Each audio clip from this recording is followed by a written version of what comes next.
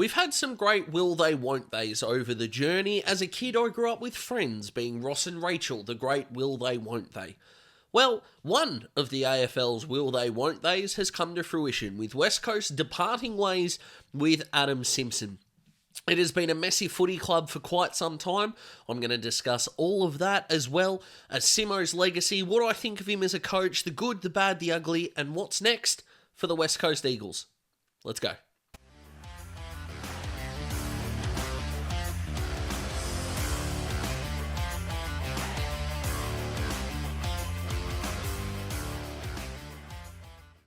In a sentence, Adam Simpson is a North Melbourne immortal. As a player, he was a star, a former captain, a 300 gamer, a premiership player. And guess what? He's an immortal at West Coast as well. He is a premiership coach. Only he, John Worsfold, and Mick Malthouse can own those titles. That's it. He is and will always be a legacy piece at that football club. Now, yes, he is 8-53 in his last 61 games. That is not great, as I think we can all agree. But what can never be forgotten by fans, whether you're West Coast or otherwise, is that this man is a premiership coach.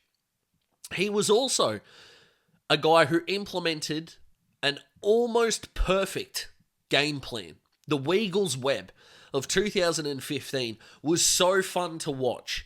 Now, I also know as a Hawthorn fan, part of that joy is that whilst it was as fun to watch as it was, it still didn't beat us. Is that a great thing to say as someone that likes to analyse footy? No, I am still a footy fan though, and thank God it didn't, because I would probably look at the Weagles Web and go, yeah, who cares how good it was, they beat the Hawks, but they didn't.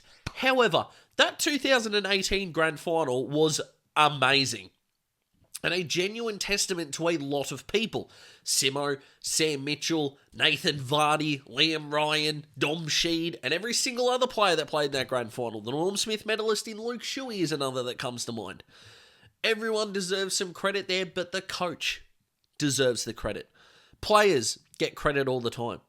No Hawthorn player throughout their run of 4 flags ever went, well, they're only good because they got good teammates. Yet when Clarko left and went to North and had his struggles early, oh, he was carried by the list. No, coaches deserve credit. If we are going to give Adam Simpson and other coaches the kind of crap that we've given them when things go badly, you sit your little butt down and you give them the credit when things go well. And the Weagles Web nearly did. In fact, from 2014 to 2020, Simo had a 108 win to 50 loss record. That's a good coach right there. And then everything went wrong. And yes, I do believe there was a fundamental turning point that I'll talk about a little bit later on. But he's no longer there. And West Coast right now are a rabble. But clearly the new voice is required.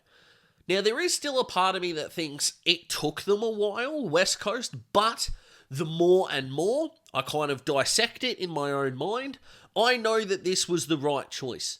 Sure, they could have let him go at the end of last year, 2 years left on his contract. What do these 16 games do? You can be up in arms about that if you want to. The reason why I'm not is because what would a new coach have done with this group? Look at Adam Uze. They're on the bottom. And I love Adam Uze as a coach. I really do. Both Adams. I love Adam Kingsley as well. But it would have been this bad for a new coach. And whilst, yes, you could say, weirdly, Richmond as a bottom place team isn't really getting that much attention. Well, part of that is coming off the dynasty. Of course, you're going to be bad for a while. Absolutely. So would the new coach have copped this much pressure? Well, yes and no.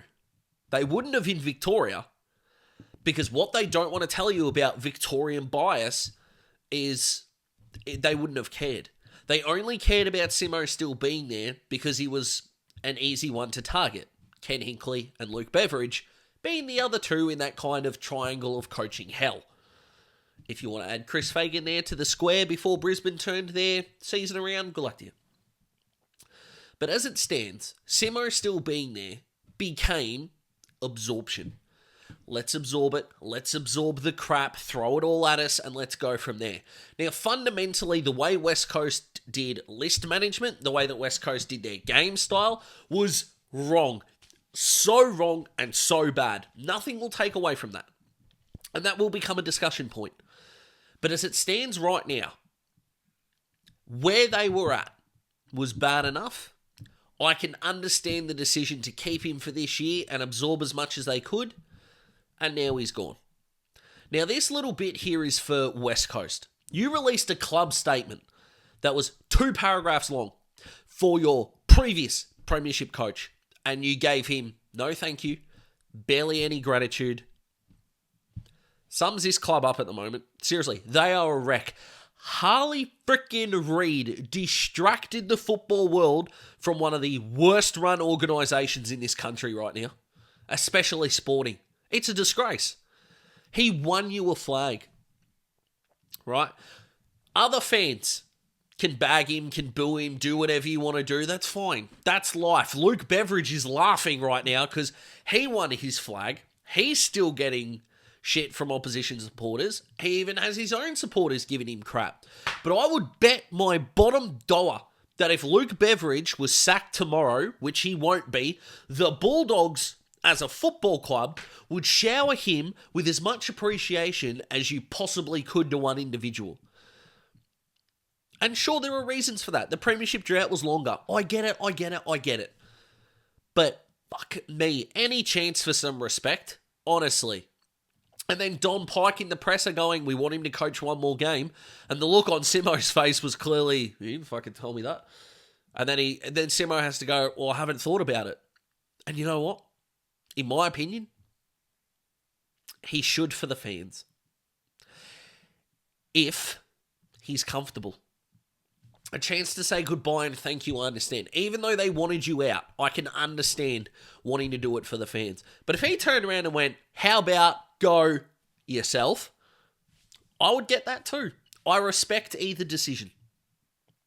But with all of that out of the way, how did we get here? How did a guy take a really good list from a flag and with a gluttony of other decisions, burn it down? Well, for me, that answer kind of starts and ends with a couple of factors. And it's not just the Tim Kelly trade, by the way. But the big turning point for me, and for a lot of people, was COVID. West Coast's attitude during the COVID season was awful. Now, regardless of what you think of COVID, now, at the time, politically, I don't give a shit. Mainly because this isn't a fucking COVID or political channel, it's a football channel. And for the information that we had at the time, and the way that clubs conducted themselves, West Coast were horrific.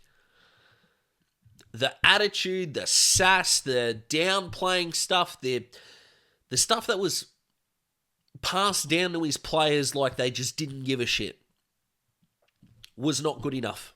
Now you have an organisation, not just because of that, but they are now acting like they didn't give a shit. They haven't rotated this list. The kids aren't that good. They waited too long. They kept the old blokes. Too many of them. They've now given Elliot Yeo a 3-year deal. 3 years. His manager deserves half that contract. Like, what are you doing? You went from 7 consecutive seasons of double-digit wins to 8 from your last 61. I don't even think it's that. I think it's 8 of your last 63. Like, come on. Yes, he is the easy domino to fall at this point. They had some turnover in the front office over the off-season.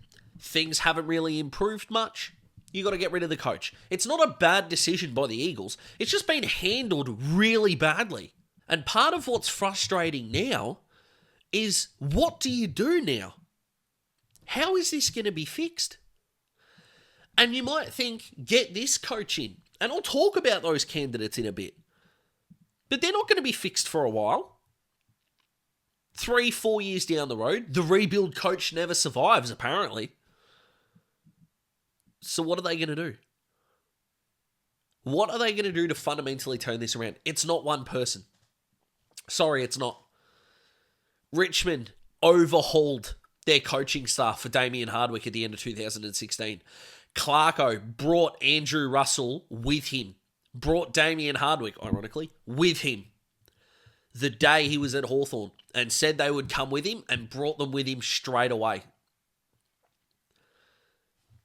Is a new coach going to be able to bring his people at the end of the year? How are they going to support him? What factual evidence or even circumstantial evidence do we have that says the new coach is going to be set up for success? They have Harley Reid. They have Elijah Hewitt. As youngsters, that's golden. Oscar Allen, terrific. Poor Jeremy McGovern is battered at the moment. Tom Barrass, huge tick. The rest is speculation. Old and young. And another year of list turnover and another year of draft picks is not the answer. So part of me does feel for the new coach. A lot of me feels for Adam Simpson in the way this has been handled. The way he got himself sacked was partly self-inflicted, but that's the truth of anyone. But right now, a football club with fans, football fans, who deserve better than discarding their premiership coach without a thank you, who may or may not get a farewell game for him, and who rock up to the footy better than even my football club do at home games, and pour their blood, sweat, tears, and money into this football club, are once again getting shafted. They have so much work to do as an organisation, it isn't funny. So, Simo, I understand that it was time at some point, but let's start the fresh voice now. Sure, the caretaker coach will not survive, I don't think. I don't know who it is at this point. If I know by the time it releases, I'll put it down here. But 2024 means nothing now. Go watch Harley. Maybe they'll have some rejuvenated performances. Caretaker coaches usually get good results. But then what do they do from here? They'll probably draft another midfielder early in the draft. Finn O'Sullivan, Sid Draper. These guys are going to be ones that they're looking at. Jagger Smith, Josh Smiley, these guys that are around the mark. I've mocked them, Luke Trainer, quite a bit. Don't think I'll be doing that from now on. They need midfielders, for crying out loud. And they'll go again. But there is a case to be made, massively, that the last 3 years, 2.5 years, have been a waste. What have they got out of it? They've got Harley. They've got Elijah Hewitt. They've got Oscar Allen. They've got probably one of, if not the most loyal fan bases in this league. And we're not even 100% sure they've got a bright future. This is a major stuff up by the West Coast for 30 months now. But what we can hope for, if we want all footy clubs to succeed, I just want mine to succeed more than anyone else's, is that this is the case for a fresh start. So let's ditch the past a little bit. Let's enjoy the present. Let's get a better future. Who is going to be the next coach of the West Coast Eagles? Well, in my mind, there are 4 options. Jamie Graham, Daniel Giansiracusa, Ash Hansen, and Dean Cox. Now, I think in terms of what Eagles fans would want, Dean Cox is the favourite. His work under John Longmire has been exemplary, and I completely understand that. What Ash Hansen's been able to do at Carlton's been fantastic, and everyone, and even in AFL circles, I've managed to have conversations with, rave about Giansiracusa. And the WA people that I trust rave over Jamie Graham. Again, you're not going to hire someone who on paper is terrible. You're really not. But in terms of who's going to get the best out of this group, what game plan is going to work with this group? Clearly, it needs to be defend first, score second, and just figure out how to stop the flood and play some pretty attacking, aggressive footy, which Harley and Elijah can do. Hopefully, Ruben Jinmi can do more of. I like Noah Long. How will their key tools develop? Do they have a plan for down back outside of Tom Barrass in a post-Jeremy McGovern world at 100% health? Is Rhett Bazzo there? Harry Edwards? These guys, how are they going to go? Campbell Chesser's come along in the last month. There is question marks with adjustable hope. Now, I think, prediction time, the next coach of the West Coast Eagles is going to be Ash Hanson. That's just my pick. I understand the Dean Cox hype. I think he's going to stay at Sydney and be their next coach post John Longmire. When that is, no clue. They're both out of contract in 2025. After that contract runs out, could you give Longmire 2 more years to get the succession plan going? Makes sense because of how highly they rate Cox and how good the list is. But who knows? But I think Ash Hanson is ripe for the role. And I think he'll be the next coach of the West Coast Eagles. I want to end the video like this. Simo, I highly doubt you'll ever watch this. But to the West Coast fans, I hope now that the era is over, you have nothing but love for what he did in 18. For other opposition fans, he, up until today, was one of only 6 active AFL coaches: Chris Scott, John Longmire, Damien Hardwick, Alistair Clarkson, Adam Simpson, Simon Goodwin. Yep, that sounds right. Oh, Luke Beveridge, 7. To win a flag. It's an amazing accomplishment. And to West Coast, as a football club, hopefully this is the remaining domino to wake them up and get better. And whoever gets the next coaching job, I wish you nothing but luck. It's going to be a long road. But you've got the fans behind you, whoever you are. You've got the backing, and you will have the time. I have no doubt they're going to get signed to a 3-4 year deal and get a good run at it. But if you're West Coast right now, I would be doing 2 things with your weekends. Watch the Eagles, watch the under-18s, and watch my mock drafts.